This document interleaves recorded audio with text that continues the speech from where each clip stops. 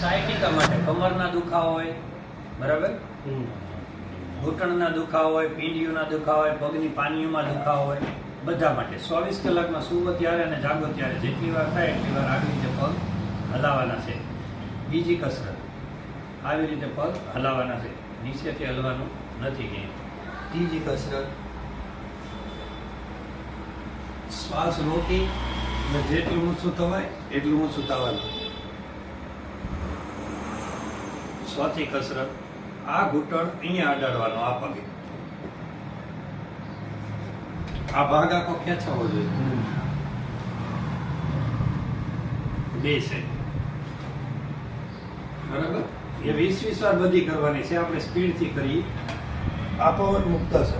પહેલા 1 પગ, પછી 2 પગ અને પછી 3 પગ. 2 પગ, પગ અને માથું, બરાબર. પછી ઊંધા હોય અને આ પગ મારવાના.